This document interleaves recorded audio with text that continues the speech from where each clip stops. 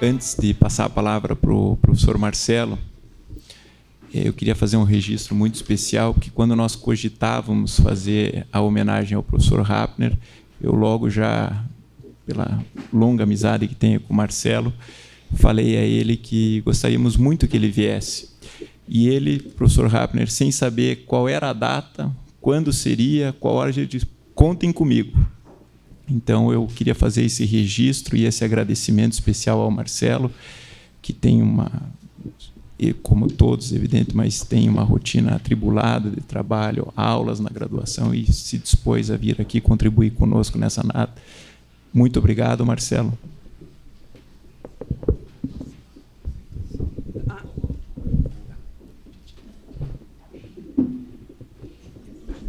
Não, de forma alguma, professor. Bom, muito boa noite a todos.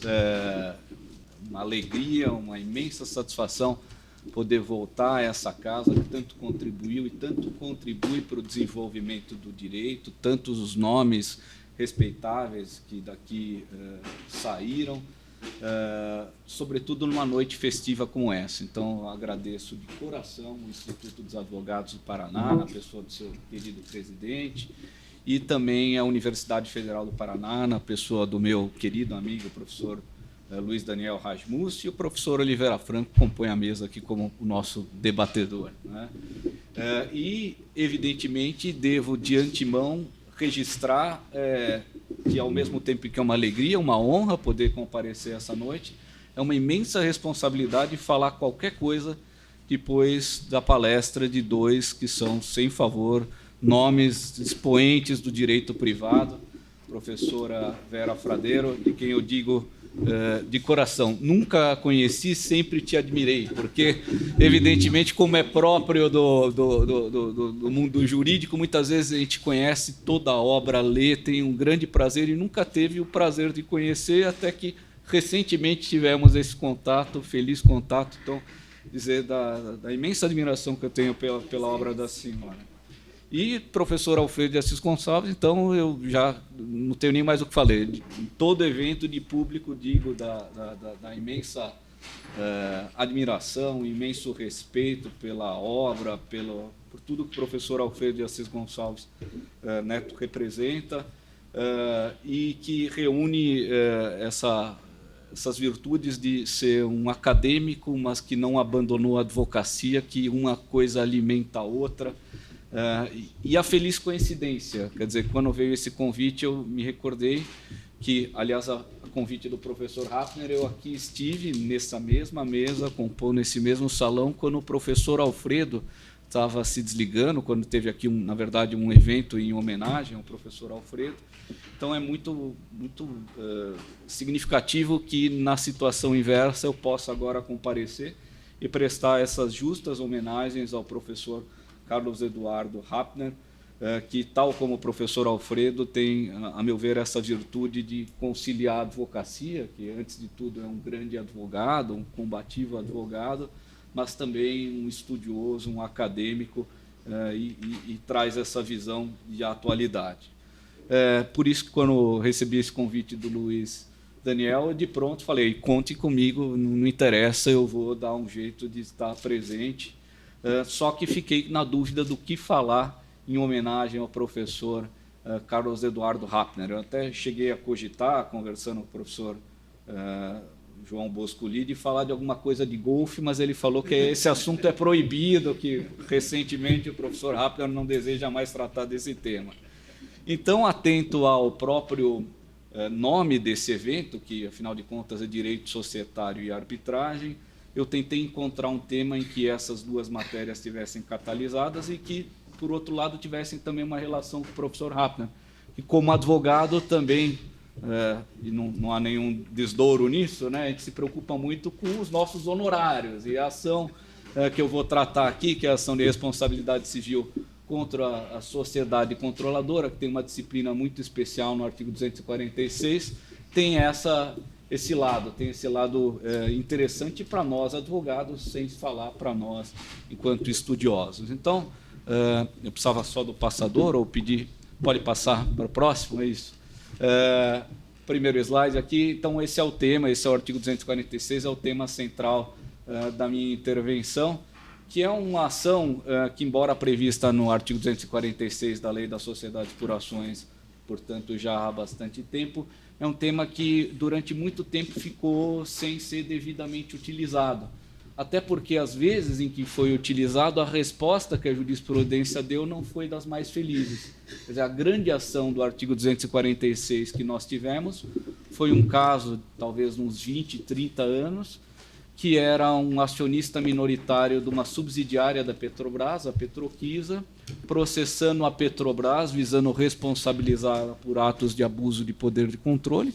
Essa ação proposta, então, por um acionista em benefício da companhia, até frutificou no Rio de Janeiro, resultou numa condenação das mais expressivas. Aquela época, inclusive, representava o maior passivo registrado da Petrobras no balanço, a condenação, os honorários e o prêmio. Então, era um caso muito expressivo, mas que, infelizmente, acabou sendo resolvida por meio de, literalmente, um passa-moleque societário, porque o que foi feito é que, no meio do processo, já quando a questão estava subindo para o STJ, a Petrobras incorporou a sua controlada, a Petroquisa, e aí, utilizando o Instituto próprio de Direito Civil, deu-se a confusão.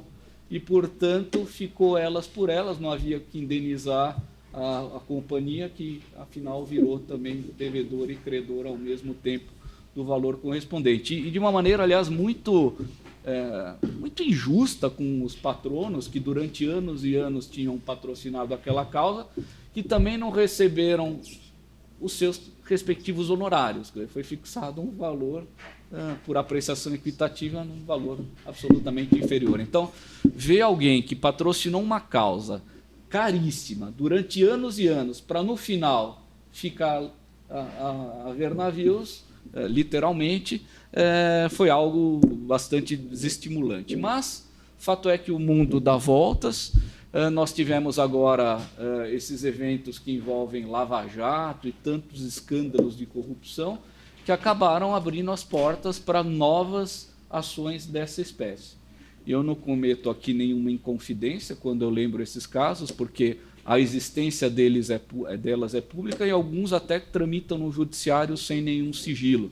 Então, por exemplo, nós temos minoritários da Braskem pretendendo responsabilizar o Odebrecht por atos de abuso de poder de controle. Existem ações variadas envolvendo a Petrobras e a responsabilização da sua controladora nessa mesma situação, né?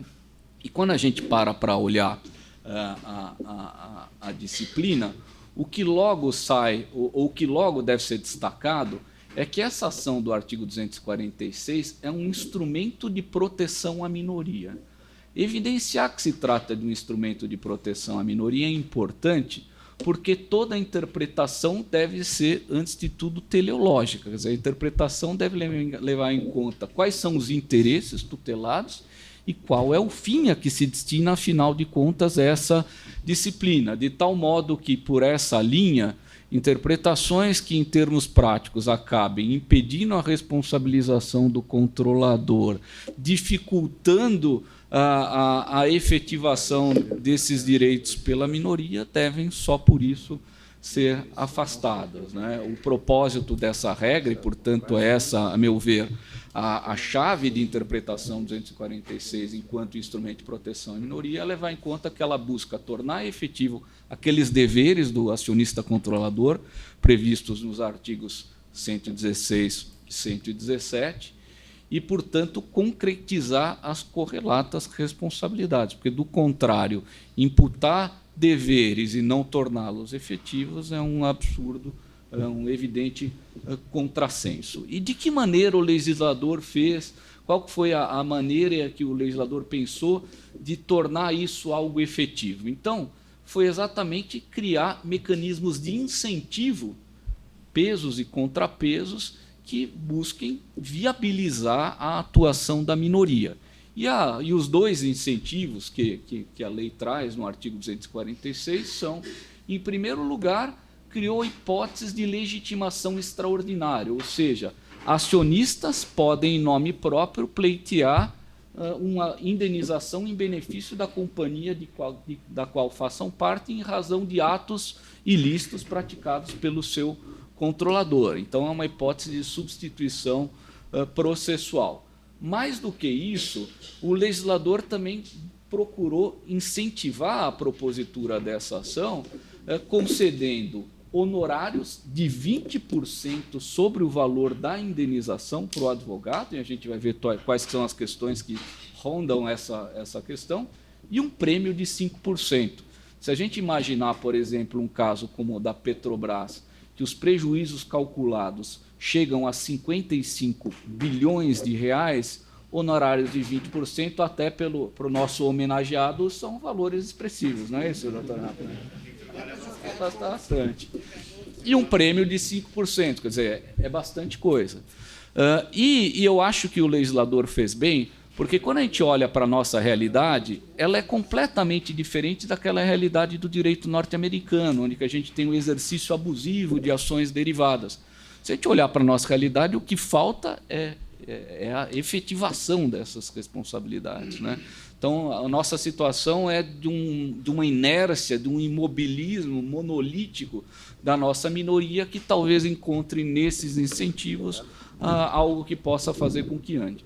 Agora, evidentemente que o legislador procurou um equilíbrio e também, ao mesmo tempo em que legitimou extraordinariamente a minoria, impôs a que acionistas ou grupos de acionistas que não congreguem 5% do capital social tenham que prestar uma caução, e aí existe toda uma discussão envolvendo qual o fim dessa caução e como ela deve ser calculada. Então, esses são os temas que eu gostaria de discutir, começando pelo prêmio, né? Então, o prêmio previsto no artigo 246, parágrafo 2º, que está projetado aí para os colegas. O propósito do prêmio é um tanto quanto evidente, ou seja, é criar uma justa recompensa para quem muito arrisca, porque se sucumbir vai ser condenado, se a ação não frutificar, ele vai ter investido muito dinheiro e talvez não receba nada. Então, uma recompensa a quem muito arrisca, pouco ganha individualmente, porque, na verdade,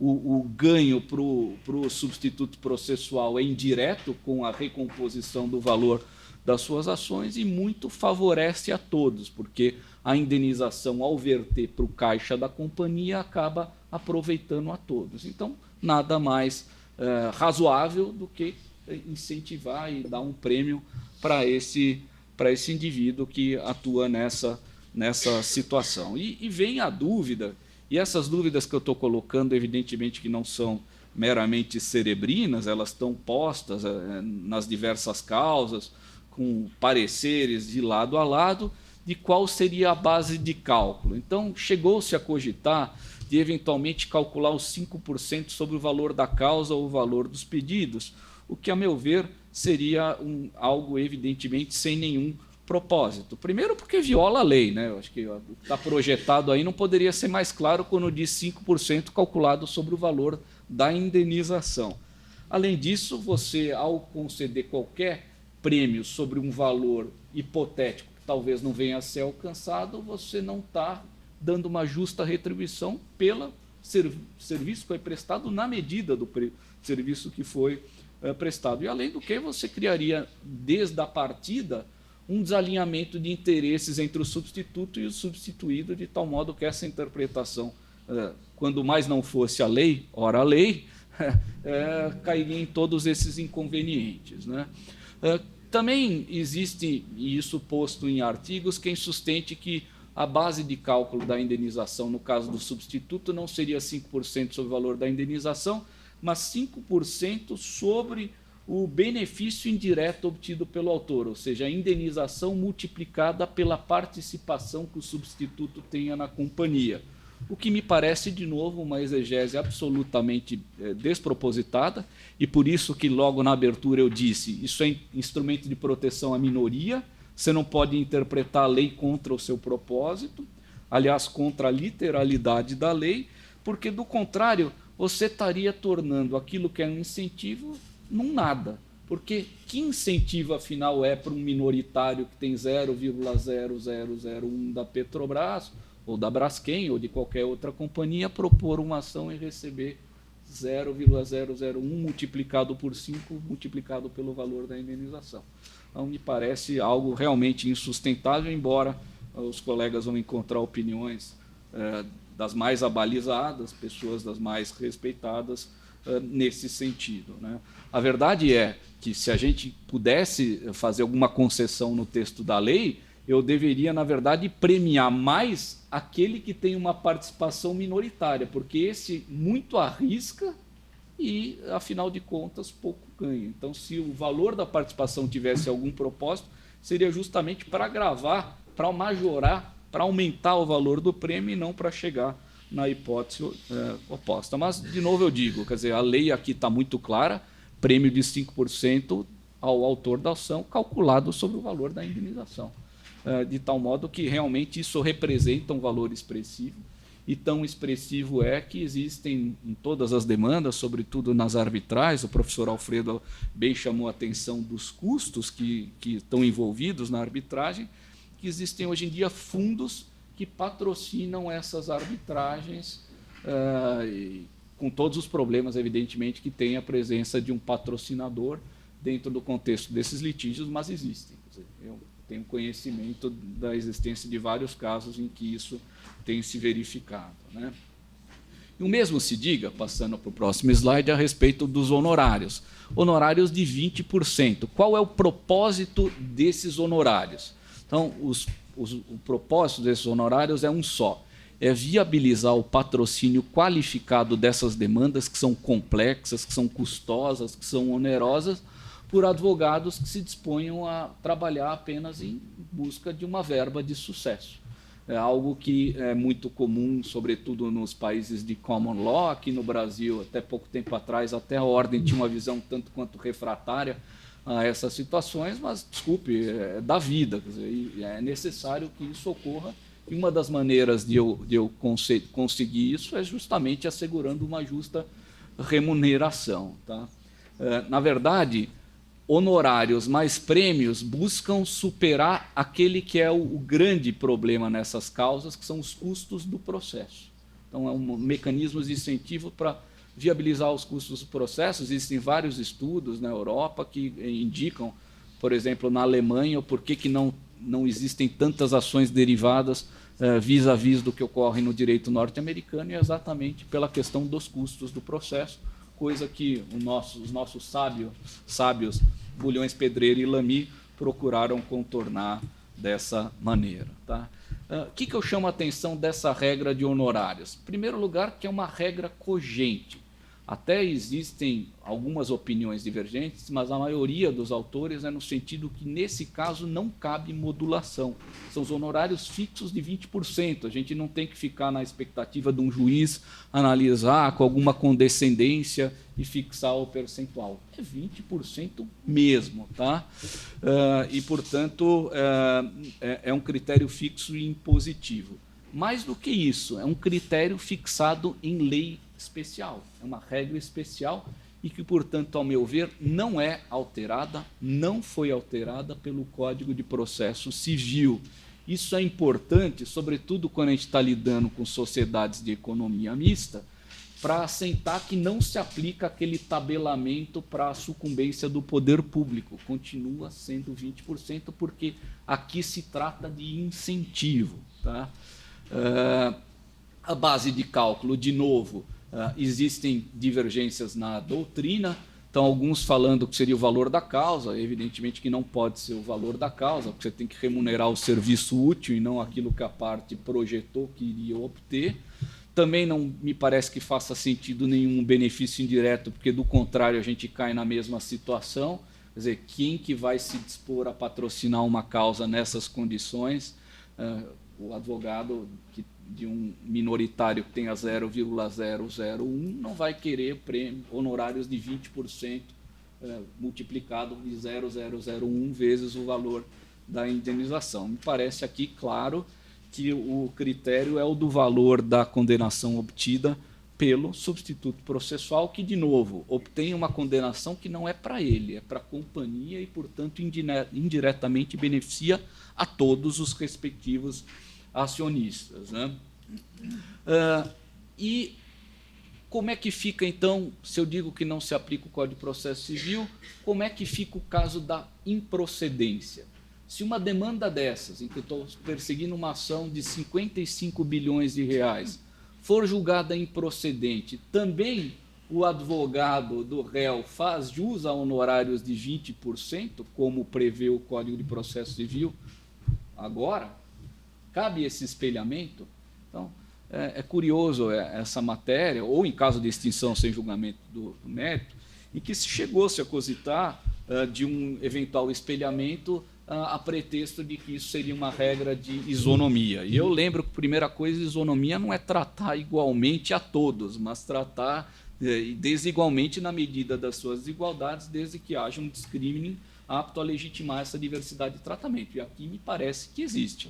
Quer dizer, uma coisa é a sucumbência daquele que estava agindo em busca de um benefício para todos os demais, e outra coisa é a vitória daquele que, afinal de contas, estava defendendo o seu próprio interesse.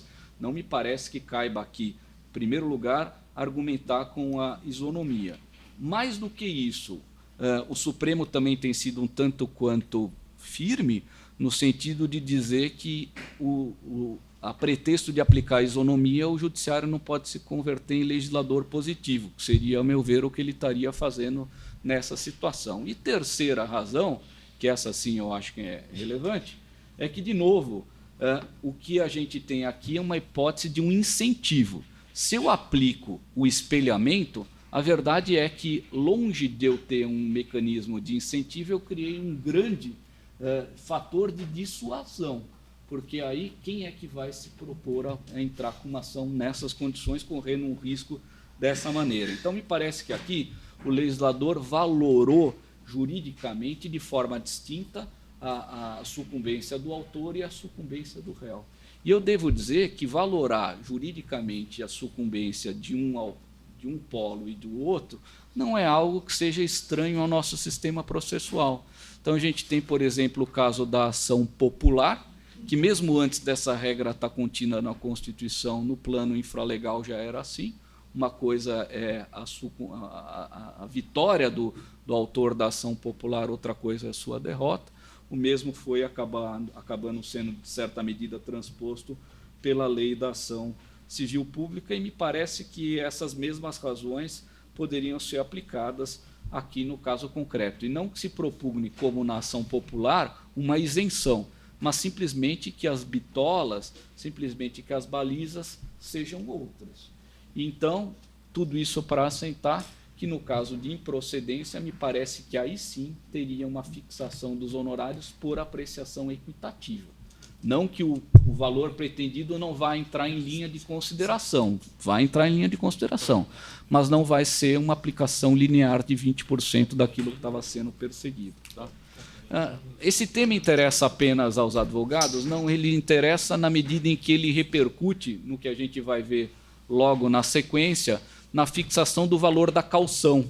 Porque aí eu preciso saber se a caução que está prevista na lei deve cobrir 20% dos honorários potencialmente aplicáveis ou, eventualmente, dos honorários que poderiam ser aplicados por apreciação equitativa. Né?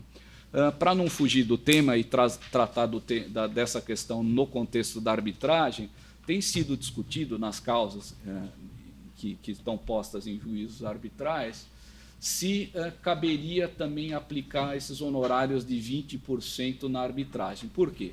Porque, como a gente sabe, na arbitragem não existe aplicação reta do princípio da sucumbência, ou seja, eu não fixo honorários de sucumbência. O artigo 27 da lei prevê, na verdade, o reembolso das despesas e dos honorários contratuais pagos pela contraparte. Essa é a regra, salvo convenção diversa no contexto da cláusula ou então no termo de arbitragem. Mas, não havendo isso, se trata de simples reembolso que cá entre nós. O professor João Batista Vilela era um crítico, né, dos honorários de sucumbência, faz jus a uma reparação integral, porque a situação que hoje nós temos pode ser boa para o advogado enquanto tal, mas acaba sempre levando a que mesmo o vencedor acabe saindo com prejuízo na respectiva causa, nunca é integralmente ressarcido, né?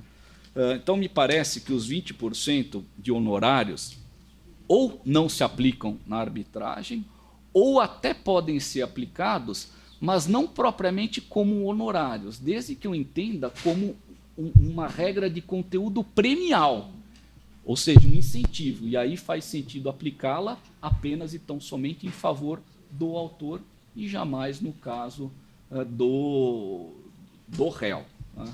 Então, essa, pelo menos, é a interpretação que se me afigurou ser a mais consentânea, né? Como são valores expressivos, os honorários e o prêmio, os colegas podem imaginar que uma das questões que tem surgido é como eu vou fazer a divisão. Então, mal foi proposta a ação, já existe nessas demandas a discussão. Como a gente vai dividir isso lá no final? Por quê? Eu explico aqui para o Dr. Katzwinkel, que está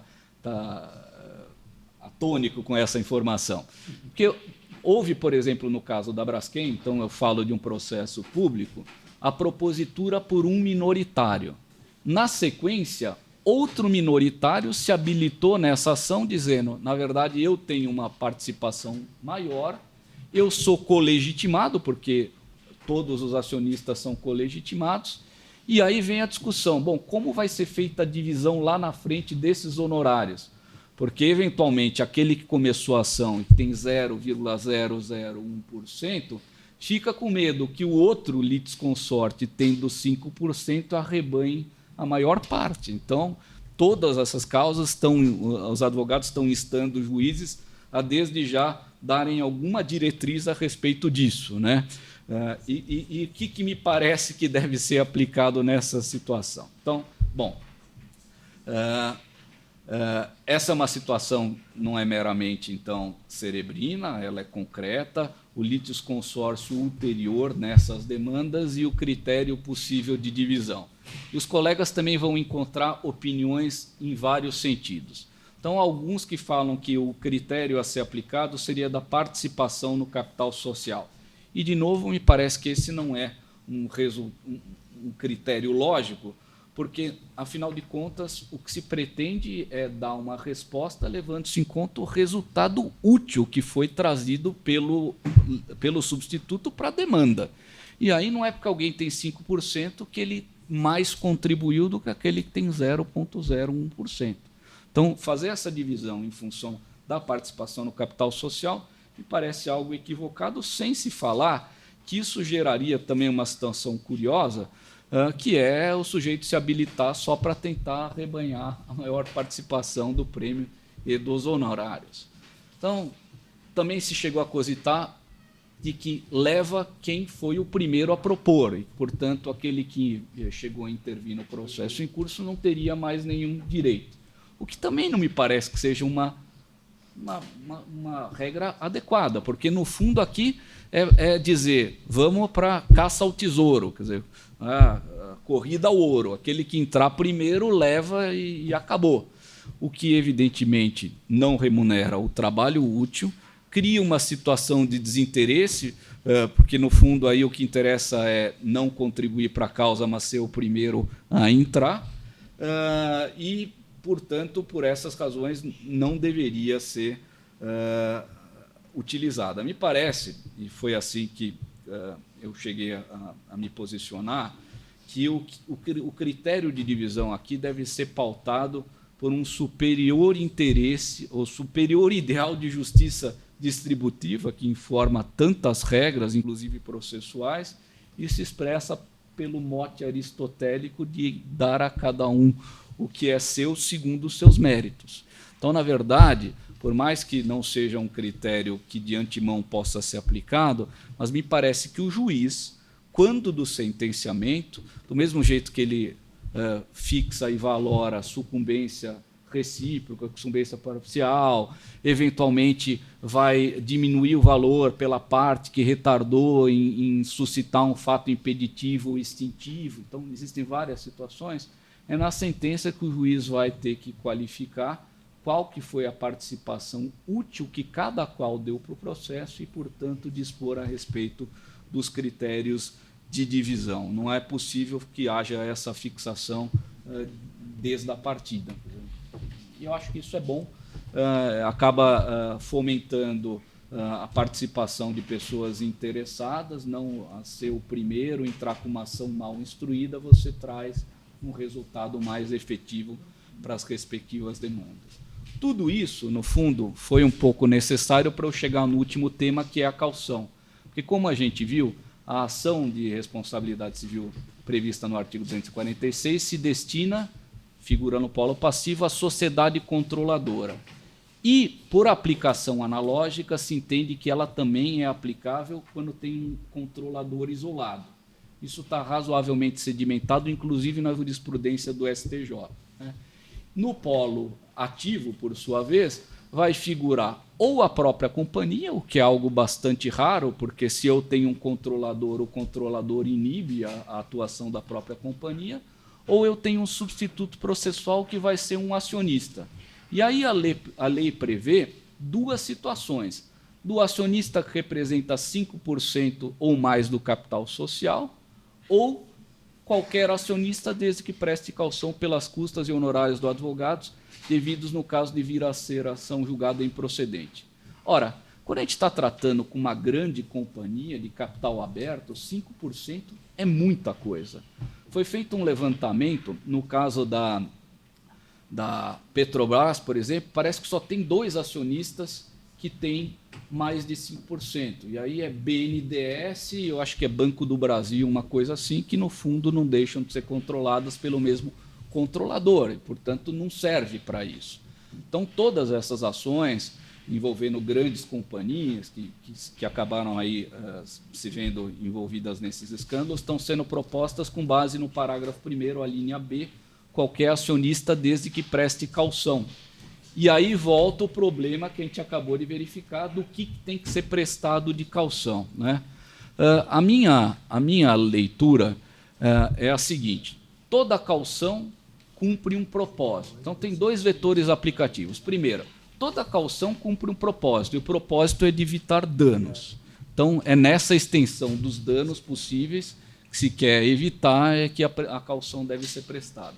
Em segundo lugar, o segundo vetor aplicativo não é possível que se imponha um ônus tão grande que, em termos práticos, se torne uma óbice à garantia constitucional de acesso à justiça. Quer dizer, se eu mandar o sujeito caucionar 20% de 50 bilhões que estão sendo pedidos, mais o prêmio, isso inviabiliza, ninguém vai propor, né? E a jurisprudência tem sido bastante compreensiva nessa matéria. Tem um precedente que é conhecido lá em São Paulo, era ainda da lavra do então desembargador, que depois se tornou ministro, César Peluso, exatamente nesse sentido de que não é possível que a caução impeça faticamente o acesso à justiça. Me parece que, se caução tem o propósito de evitar danos, então o juiz, na fixação desse valor, pode se valer do poder geral de cautela dele, afinal de contas, verificando de que demanda se está a tratar. Quer dizer, existem alguns casos em que já foram feitos acordos de leniência, já tem condenações. Objetivamente, qual que é a dúvida que existe a respeito da seriedade de uma demanda dessas? Então, será que isso o juiz não tem que também levar em conta? Eu acho que é um dado que ele poderia levar em conta, sim. E deve essa caução cobrir, então, respeitado esses parâmetros, custas e honorários de advogado. E aí é que volta a minha observação. Custas razoáveis do processo e honorários, honorários em valor igualmente razoáveis, levando-se em conta que, em caso de decaimento, não é 20% da indenização pretendida, por isso, então, é necessário assentar que não há um espelhamento, mas 20%, o valor dos honorários que, porventura, poderiam ser fixados por apreciação equitativa. Essa me parece que deve ser o norte para dar cumprimento a essa regra. Eu devo dizer que, em todos esses casos, é nesse estágio que se encontram as demandas, ou seja, aguardando uma decisão a respeito de caução, como é que vai ser fixado. Então, os colegas vão poder acompanhar seguramente nos próximos dias, próximo mês, decisões a esse respeito que vão ser publicadas, né? Eu teria também um último tema, e para ficar ainda dentro do tempo que foi reservado, falar a respeito da arbitrariedade desses litígios, né?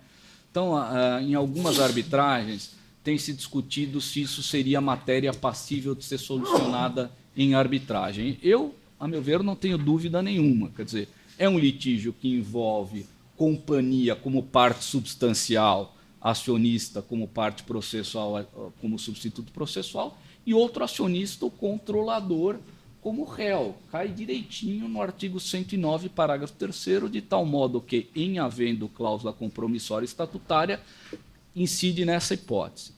Existe uma discussão um pouco mais difícil, talvez, acho que nem tanto, quando a gente lida com sociedades de economia mista, porque aí o artigo 238 ressalva que nas sociedades de economia mista é possível que haja orientação da companhia para os fins que orientaram a criação dessas sociedades de economia mista. E essa orientação pelo controlador das atividades da sociedade de economia mista em atendimento aos fins que legitimaram a sua criação constituem efetivamente um direito indisponível.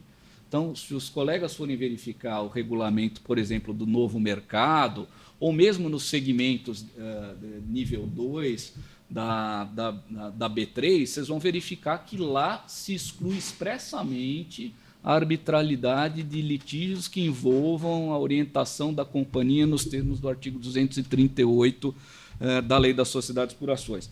Mas a resposta que me parece que tem que ser dada para essas situações e, portanto, para assentar que a demanda do 246 pode ser resolvida em sede arbitral é o seguinte, que, em primeiro lugar, os interesses ou os fins que nortearam a criação da companhia não são os interesses políticos do grupo de ocasião. E, mais do que isso, indicar e eleger quem desvia ou deixa desviar.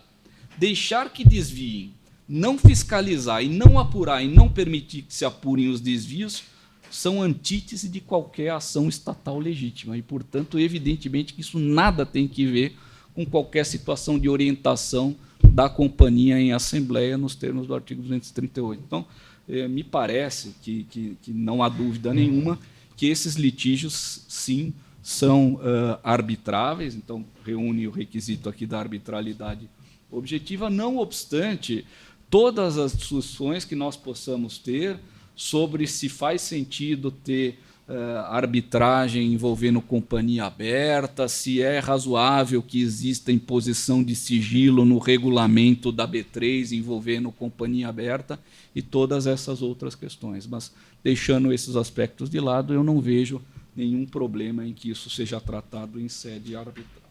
Então, respeitando aqui o meu horário e esperando que com isso eu tenha trazido um tema que não tenha atazanado demais toda a audiência e tenha sido do interesse do nosso homenageado, eu, uma vez mais, agradeço de público a oportunidade, o convite, registro novamente a minha satisfação e devolvo a palavra ao nosso presidente. Obrigado.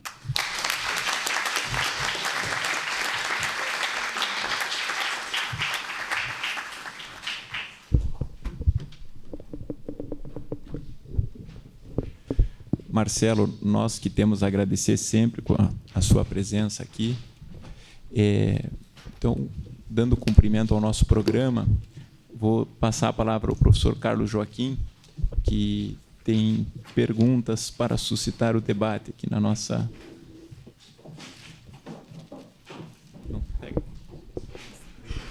Alô. Primeiramente, queria agradecer ao Instituto dos Advogados do Paraná, na pessoa do amigo Tarcísio, o convite para compor essa mesa, o que é uma honra para mim, seja pela homenagem, pela justa homenagem que se faz a um amigo dileto, o professor Carlos Eduardo, que muito nos honrou, o tempo que esteve aqui na faculdade. E, como foi dito hoje pela manhã, a gente espera ainda ele muitas vezes aqui, compondo mesas e nos abrilhantando com o seu humor, com as suas observações sempre tão oportunas, seja na área do direito, seja nos demais campos aí do conhecimento. Começando esse debate, porque é para isso que eu fui convidado, nós combinamos aqui que faríamos uma pergunta de cada vez. Então, ao professor Assis, que nos trouxe um tema muito interessante do investidor anjo, né, que foi introduzido na legislação brasileira, e o professor Assis nos trouxe a origem aqui dos empreendimentos artísticos que estimularam isso na sua criação, depois adentrando ao direito europeu. E chegamos no Brasil aqui, onde foi consagrado o contrato de participação.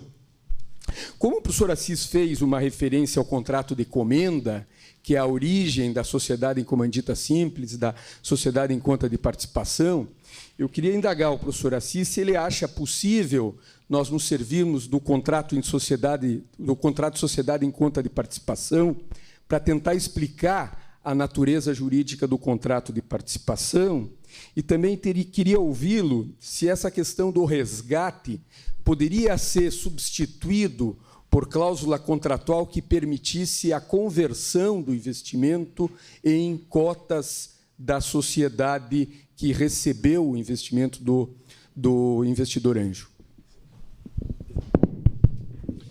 Obrigado, Carlos Joaquim, pela pergunta.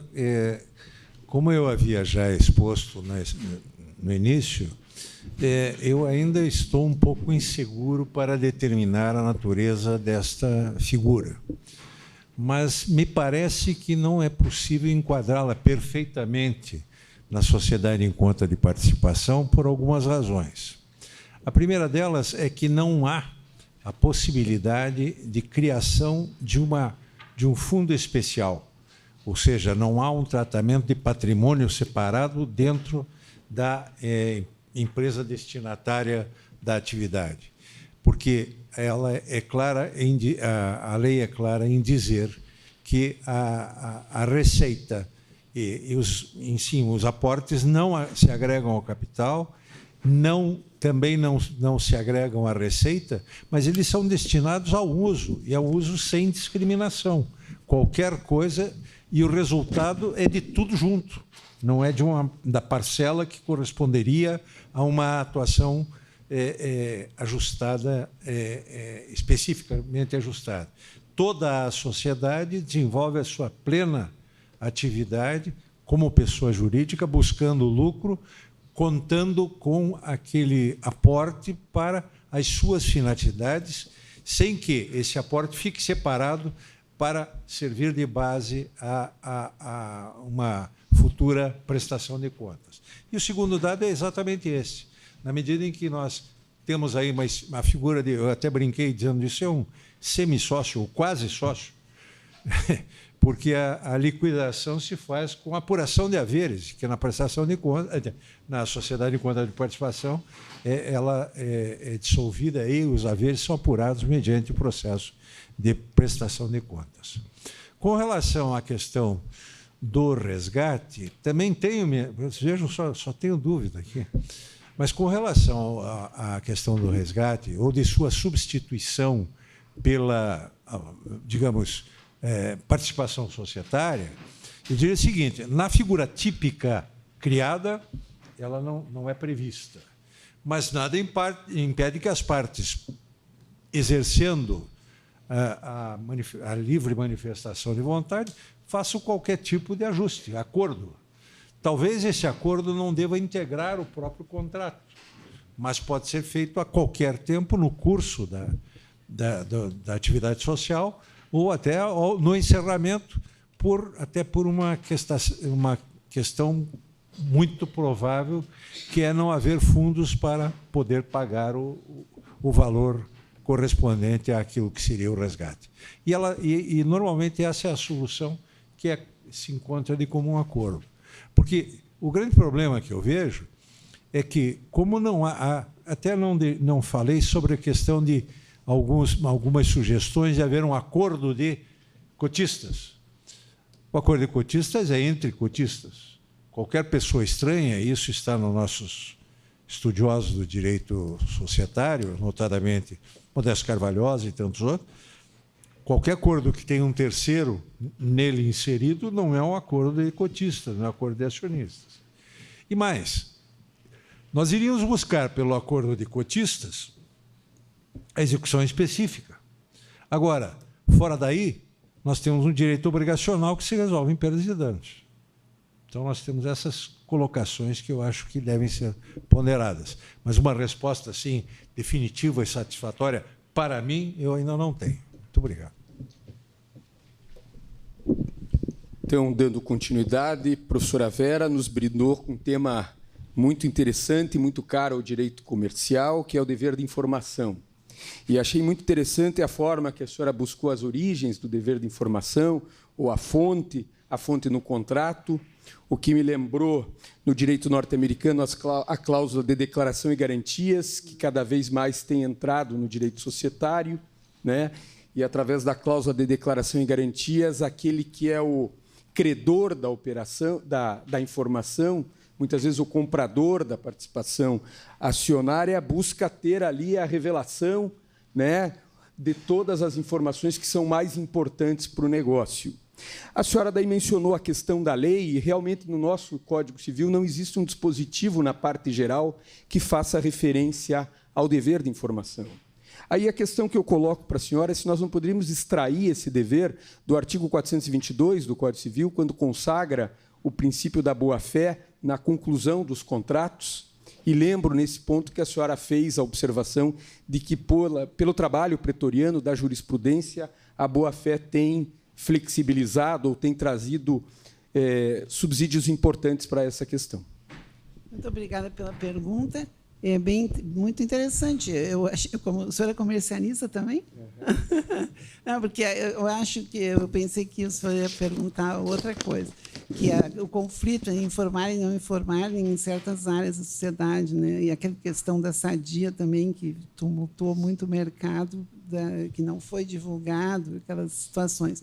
Mas, no direito civil, é claro, esse artigo 422, ele é mal redigido, porque ele não fala na fase pré-contratual nem na pós-contratual, mas nada impede que, tanto na fase pré-contratual, não o pré-contrato, mas a negociação, que é pré-contratual, firmado o contrato e pós-contratual, isso a gente vê, por exemplo, eu não faço direito de trabalho, mas existe cláusula de sigilo ou de confidencialidade, uma vez terminado o contrato de trabalho, ele perdura após fim do contrato de não informar, o sigilo que ele não pode violar. E, em casos extremos, a gente sabe que questões em laboratórios ou empresas de perfumes, enfim, existe um verdadeiro segredo profissional, né? E isso custa muito caro se a pessoa violar. Então, eu acho que, ainda que não houvesse contrato, normalmente isso é feito em contrato, né? Existem escândalos na jurisprudência internacional, misturar café, uma certa dose de café arábica, o outro e tal, e aí o sujeito trabalhou anos a fio, depois foi e contou para o concorrente, né? Então, também, dentro dessa questão da informação, tem a questão da concorrência. Mas nada impede que o juiz crie o dever esse. Ele pode tanto impor dever de informar como o direito à informação para outra parte, né? Porque os dois têm estão no mesmo equilíbrio. Quando é a situação que alguém é credor, ele tem direito a pedir, o outro tem o dever de informar. E é dever ou é obrigação. Se decorre do contrato, é obrigação. Se é dever, é anexo e pode ter vindo do juiz mesmo, ou do árbitro. Também, na arbitragem, é bastante comum essa questão da informação, né? Porque as partes vão ali e, às vezes, omitem maliciosamente e o árbitro vai dizer, não, é melhor ele contar, afinal, aqui tem que ser sincero, né? E o juiz também, quando ele interroga uma pessoa, ele avisa, o senhor tem dever de informar, né? Eu sei que é um tema assim, hoje foi superficial porque não tinha cabimento em 30 minutos, até eu acho que eu maltratei o tema. Mas se a gente se debruça sobre isso, tem tanta coisa, tanto escrito e antigos naquele, não sei se aqui nessa biblioteca riquíssima deve ter o Corpus Juris Secundum, que é uma coletânea americana de jurisprudência, que só pega o parágrafo onde trata de... Aí tem os ordens, que tem as informações que são advertências, na verdade, e tem as instructions, que é outro tipo de informação. O problema é que a nossa língua, a gente fala uma palavra só para tudo isso, né? Então, eu fico contente que o senhor tenha gostado do tema. E eu agradeço muito a pergunta. Imagine, nós que agradecemos, professora Vera. O professor Marcelo nos trouxe um tema também bastante interessante dos mecanismos de estímulo da ação derivada à luz do artigo 246. Eu fiquei pensando aqui, até conversando com o professor Assis, as hipóteses do controle comum, quando nós não temos a identificação da sociedade controladora, né? Então, nós teríamos, vamos dizer, um acordo de acionistas, teríamos a possibilidade de identificar a figura do acionista controlador, mas, ao mesmo tempo, não teríamos a sociedade controladora. Então, eu indago, professor Marcelo, se esses mecanismos, na sua visão, poderiam ser aplicados na ação de responsabilidade do acionista controlador à luz do artigo 117 da Lei das SAs. Bom, eu acho que o regulamento do 246 se aplica para a sociedade isolada, então acho que aplica para a ação do 117 também. Mas a sua pergunta é muito pertinente, é que eu fiquei dentro do prazo, corri, mas eu ia mencionar isso, um caso até que eu dei um parecer, também posso falar porque é caso público, chama Bracenter. E era uma situação curiosa, porque era uma sociedade limitada, 50-50, portanto, um caso clássico, não só de sociedade burra, mas, sobretudo, num caso de controle conjunto e totalitário, porque nenhum deles pode ser excluído do poder de dominação, e os dois são considerados controladores. E aí o que aconteceu? Um deles estava se apropriando de oportunidades negociais, concorrendo com a sociedade, e estava naquela situação absolutamente travada, e aí quem estava sendo prejudicado por esse desvio de oportunidade era a própria sociedade, então o dano era dela. O outro, que compunha os 50%, não tinha uma ação direta, porque o dano dele era reflexo, e não conseguia fazer com que a sociedade propusesse ação. E aí ele entrou com a ação do 246, e aí a dúvida ela cabe, e eu acho que passa pelo que você colocou, no caso em que eu tenho uma situação de controle totalitário conjunto. Em primeira instância, o juiz falou, nessa sociedade não é possível identificar quem é o controlador e, portanto, não cabe, os dois compõem o bloco, extinguiu, foi para o tribunal, subiu com o meu parecer, que evidentemente não surtiu nenhum efeito, então confirmaram a sentença errônea e está subindo agora para o STJ. E o meu parecer foi no seguinte sentido, não, aqui é um caso de controle totalitário conjunto, os dois são considerados controladores, e não é porque o controle é conjunto que cada um deles não seja considerado individualmente controlador por efeito de se sujeitar às respectivas responsabilidades. De tal modo que, se eu tenho um ato ilícito que foi individualmente praticado por um dos membros do bloco do controle, por que não permitir a propositura dessa ação? Se a gente olha o 246, lá não fala que a ação só pode ser proposta pelo minoritário, é qualquer acionista, portanto, me parece até aquele que é co-controlador totalitário conjunto e, portanto, caberia essa ação. A meu ver, violou o artigo 246, parágrafo 1º, e respectivas alíneas, está subindo isso em sede de recurso especial, e é uma situação curiosa.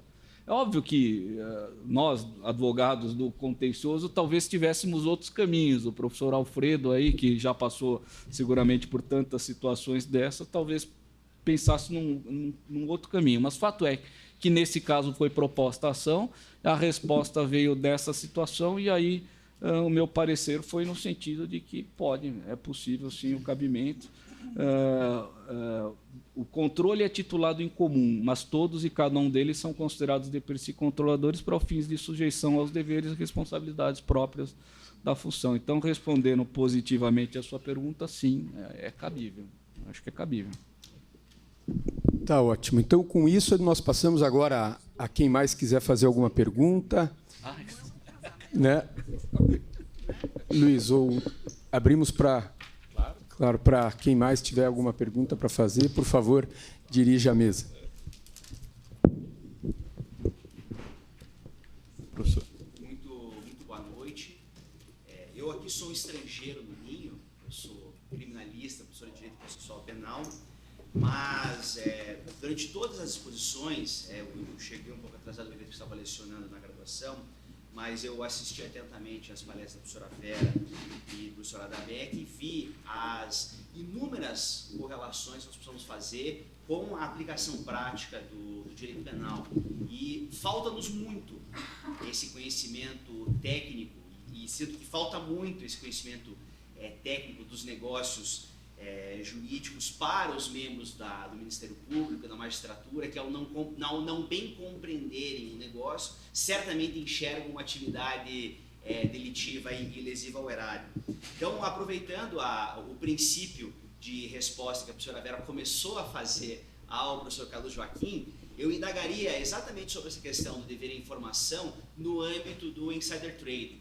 A professora comentou a situação relativa à tentativa de aquisição do controle da Perdigão pela Sadia e todos os reflexos que isso acabou levando, gerou a condenação do ex-membro do Conselho de Administração, do ex-diretor da Sadia, e somente não condenou o diretor de atividades estruturadas do Banco ABN, porque ele acabou fazendo um acordo de transação penal. Então, como funcionaria o dever de informação nesse caso em que há uma instrução específica da CVM, a 358/2002, e como que a professora enxerga essa questão do dever à informação nesse tipo de negócio, quando há o duty to disclose e quando deve se manter a inteligência própria do negócio? Obrigada pela pergunta. Eu não li, porque eu também, como o Adamek, o professor, a gente tem o tempo curto, né, 30 minutos, não é que é curto, mas tem que ser assim mesmo, senão a gente nunca acha o amém, o advogado gosta de falar. Né? A questão é essa, até eu trouxe uma citação, não sei se eu vou achar agora, de uma professora, Elizabeth Fekete, sobre isso. Chega um momento em que tem esses dois, um conflito, né? Até que ponto deve informar, porque seria uma deslealdade com os demais, e até que ponto é melhor não informar.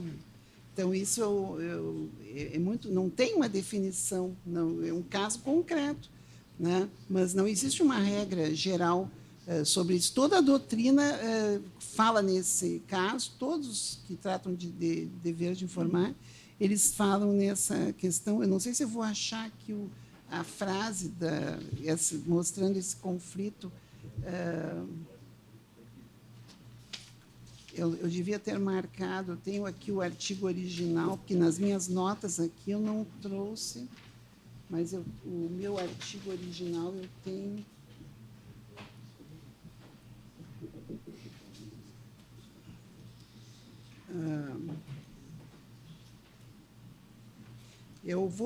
O senhor pode fazer outra pergunta, ou alguém pode fazer outra pergunta, enquanto eu encontrar o texto para lhe dizer que é exatamente isso, que é um conflito. Por isso que eu pus o meu título, informar ou não informar, eis a questão. É muito complexo. Tem situações... até eu vou passar para o outro lado, a questão da responsabilidade médica, né? As escolas, nos Estados Unidos, o médico recebe uma pessoa e tem um diagnóstico horrível, e ele diz para ele, exatamente com todas as letras, que ele vai morrer em 5 dias. E o Brasil já tem mitigado isso. Eu trabalhei bastante com responsabilidade médica e fui a várias palestras de médicos, e eles, no Brasil, têm flexibilizaram isso também. O médico já deve mais ou menos sentir se o paciente suporta uma revelação dessas ou se ele deve tratar de uma forma mais mitigada. Então, é a mesma coisa, informar ou não informar.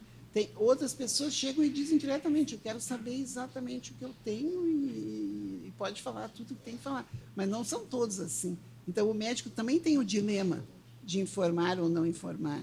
O próprio advogado, a gente tem situações que é difícil falar para o cliente alguma coisa. Não é que perdeu o que ganhou, mas no meio do assunto lá, o que foi chamado de tal coisa pelo juiz, enfim, né? Isso é um dilema de todos os dias, né? E eu nunca fiz penal, mas cada vez eu acho mais interessante o penal atualmente, porque ele realmente saiu da regra dura ali, inflexível. Hoje eu acho que já tem muita possibilidade de criar um direito penal mais científico, mais filosófico, né? E eu já estou chegando, daqui a pouco eu chego nos 80, falta muito pouco, mas eu ainda teria curiosidade de me debruçar o penal, porque isso, ultimamente, tem pessoas que têm feito um trabalho muito bonito e muito científico, né? Mas eu vou procurar e o senhor faça a pergunta para alguém mais, outras perguntas. Eu vou achar a frase aqui. Me desculpe. Exatamente. Onde é que está aqui? Pessoal, se mais alguém tiver uma pergunta, vou aproveitar, gentileza. Pois não, professor Maria. Eu gostaria de desejar uma boa noite a todos. Estamos sendo convidados por excelentes conferências e uma justa homenagem ao professor Abner. E me chamou muita atenção o tema da conferência do professor Assis. E eu gostaria de ouvir, nós temos visto muito sobre o tema da inovação, das startups, e muitas vezes algo que está sendo dito de uma diminuição do papel do advogado, e que nesse mundo das startups tudo deveria ser mais facilitado para que elas fossem constituídas. E eu vejo isso com uma certa preocupação, porque muitas vezes são boas ideias que podem ter uma execução razoável e que no momento de aquisição podem deixar os originais fundadores, digamos assim, numa situação bastante complicada. Então, como o professor enxerga essas questões, qual seria o papel do advogado na estruturação desses negócios inovadores? Luciana, essa pergunta é um pouco difícil, porque varia o infinito, cada situação é diferente. Mas o que eu tenho notado, e inclusive nós tivemos a oportunidade de falar com o Francisco Milassi, que tem uma startup que ficou famosa no mundo inteiro, agora, no mundo inteiro não sei, mas em vários países, que é a de aluguel de carros, né? Rent-a-car, esse é o nome. E ele disse que todo mundo começa sem saber bem como vai. Até a expressão americana dos 3 Fs, né? Que é Family, Friends and Fools. Né? Então, são esses os que começam ajudando a startup. Não há advogado, há o palpiteiro, há o modelo de contrato, geralmente o contador faz daqueles modelitos da junta. Então, o negócio começa da pior maneira possível. Né? E nós não... Às vezes, o problema está em que, por eles não terem dinheiro e o advogado ser iniciante, o advogado é novidadeiro, cria fórmulas. Ele, às vezes, tem um... E aí é que me preocupa o ensino jurídico, porque nós estamos aí despejando bacharéis em direito e os exames de ordem têm cada vez um maior número, e essas pessoas são amigas de e são os amigos que vão lá dar orientação jurídica. Então, você vai dizer como é? É difícil, porque no começo praticamente sempre é assim. Não é? Às vezes a ideia é ótima e a pessoa está para fazer ou faz um investimento em startup, o vizinho copia e sai fazendo com um aperfeiçoamento, sai na frente. Ou com mais recursos vai adiante. Então, é um mundo, sinceramente, que eu não sei como dizer que vai funcionar. Depois que a startup se estabelece e começa a receber investimentos, aí ele tem orientação do próprio investidor, que se não é investidor anjo, continua sendo anjo, né?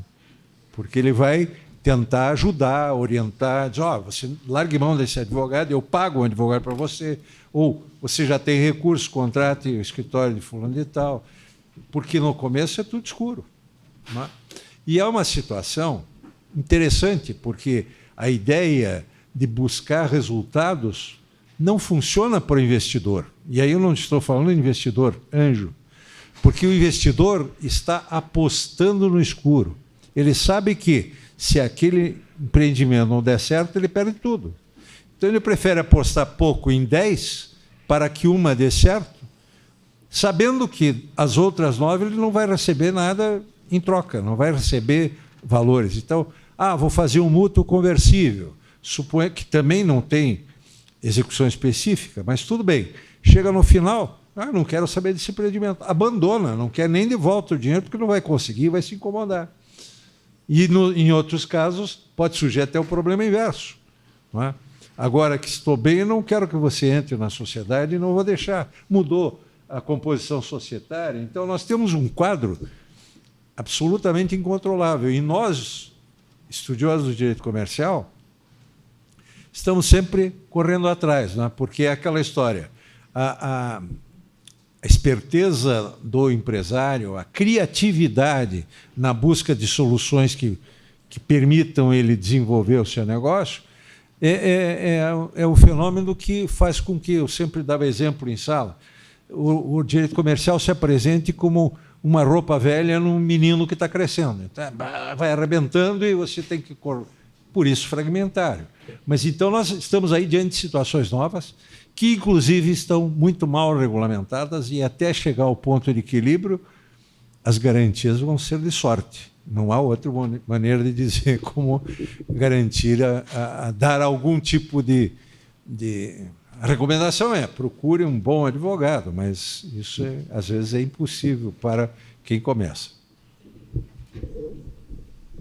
Tem que torcer para o amigo ser estudioso, pelo menos, né?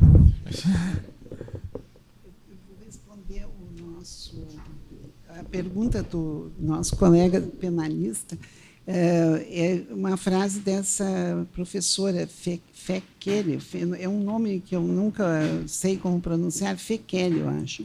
Ela diz, é preciso ressaltar que no mercado de capitais brasileiros vige o princípio da informação ao público investidor, de modo que a norma do artigo 260 da Lei das SA é entendida como coibidora da revelação discriminatória de informações secretas a investidores privilegiados, isso todo mundo sabe, tendo por objeto a repressão de uma modalidade delituosa denominada insider trading, delito tipificado em nosso país mediante a Lei 10.303, em 2000, que introduziu na Lei do Mercado de Capitais o artigo 27D. Né? Mas, ela, comentando esses artigos, ela fala que esse conflito, né, é um problema muito difícil de ser resolvido. Mas eu, no original, eu achei esse problema existe em todo mundo. E tem uma solução no direito comunitário. O Brasil tem o Mercosul ainda muito incipiente, mas na Europa, agora a União Europeia, todos esses países, o maior interesse deles é harmonizar o direito comercial, e a Corte de Luxemburgo, de primeira e segunda instância, que julga as questões de toda a União. Então, tem um caso que eu coletei aqui, de 89, chama Orken contra a Comissão, o caso 374, de 87, repertório, página 3.283. Foi decidido que a comissão não pode obrigar a empresa a fornecer respostas mediante as quais ela acabaria por confessar a infração a ela atribuída. Logo, incumbe à comissão estabelecer a prova. Assim, se, por um lado, mediante a interpretação teleológica de suas normas, o direito comunitário pretende assegurar um direito quase ilimitado à informação, porque o que faz mover o mercado é a empresa, os negócios. Então, todo mundo tem que estar parte de tudo. O recurso aos princípios gerais do direito seria uma das mais importantes fontes, permite de opor a esse direito quase sem limites uma obrigação de confidencialidade em proveito das empresas. Isso é uma decisão judicial. Então, tem esse balanço, né? Eu gosto. O direito comunitário é uma fonte da gente encontrar soluções, porque as empresas têm os mesmos problemas que nós temos, né? Mas só a visão deles, com o direito harmonizado, direito material harmonizado, acaba sendo mais justa, de uma certa forma. Mas é um tema interessante. Muito obrigada. O professor Marcelo queria fazer um apontamento? Na verdade, não era um apontamento, não, é que, em função do adiantado da hora, acho que cabe aqui. Na verdade, era para complementar, concordar com o professor Alfredo e seguir na linha da professora Luciana. Eu me lembro que essa preocupação de falta de aconselhamento jurídico adequado é muito real. E eu me lembro que eu estava participando uma vez de um evento na Fiesp, estava debatendo um novo projeto de Código Comercial e estava se debatendo uma determinada regra dispositiva, e eu falei exatamente com as mesmas palavras, fico até reconfortado, que o professor Alfredo falou: olha, muitas vezes, na prática, sobretudo empreendimentos menores, o contrato social acaba sendo elaborado por simples contadores. E aí tinha na mesa um deputado federal que logo tomou a minha palavra, falou que eu gostaria de protestar, porque isso foi extremamente deselegante, com toda uma classe nobre de profissionais que tal. E eu não entrei na provocação, e de pronto falei: o senhor tem toda a razão, então de público eu me retrato, mas eu vou explicar. É que eu quis dizer, eu respeito muito a classe dos contadores, mas evidentemente que eles estão olhando a legalização da sociedade, não estão olhando o relacionamento sócio em si. Eu acho que cada um tem um determinado olhar. Eu também prezo muito a classe das enfermeiras, mas o dia que eu precisar de uma neurocirurgia, talvez eu prefira um médico. Mas é que ainda mais com todo mundo. Bom,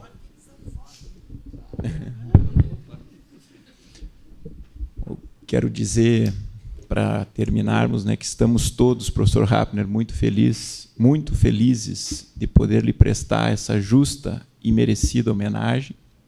Certamente, como já foi dito aqui várias vezes, é um novo ciclo que se inicia, e saiba você, se me permite, que nós vamos fazer questão de tê-lo sempre aqui, para contribuir com os nossos debates, com as nossas aulas, com as nossas discussões, porque aqui é uma casa também, como foi dito, do conhecimento, e isso você tem muito para compartilhar experiência e conhecimento.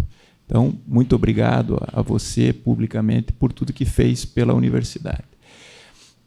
E para encerrarmos em definitivo, gostaria de chamar o Dr. Edgar Ketzwinkel para entregar a placa ao professor Rapner, porque de manhã tivemos um caso fortuito, foi entregue uma placa de papel e agora uma placa. Bom, quem esteve de manhã viu a cena, né? Fizemos de conta que demos uma placa, ele aceitou a placa. Agora, materializando aquilo que aconteceu pela manhã, me sinto honrado de lhe entregar a placa. Muito obrigado.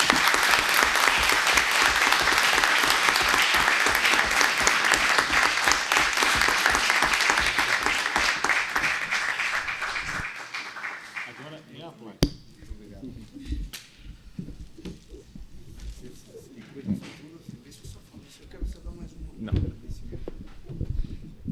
Eu não quero deixar de cumprimentar a bondade com que esse painel se constituiu, a professora Vera, o Marcelo, o Assis, Carlos Joaquim, Luiz Daniel, e que se juntaram aos que pela manhã participaram desse proveitoso debate, organizado com tanta atenção e tanto cuidado pelo Tarcísio, por todos os institutos advogados e por essa faculdade. Eu agora já estou um pouco recomposto. Pela manhã tive, talvez, muito próximo, não fosse a Maria Cândida me acalmar, aqui no lado, muito próximo de ter uma síncope cardíaca. Mas, com a entrega da placa, agora sim, não é? Finalmente, porque me entregaram um papel, vi que estava sendo discutido aqui a questão do papel do advogado e se diminuiu o papel do advogado.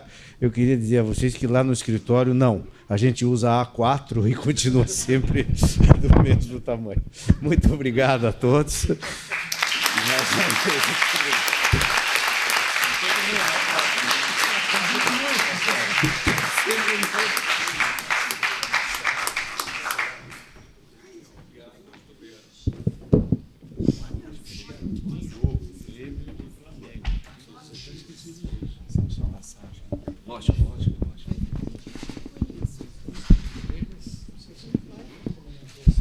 Então, agradecer a todos pela presença, os que aguentaram aí até o final. E obrigado, Tarcísio, por tudo.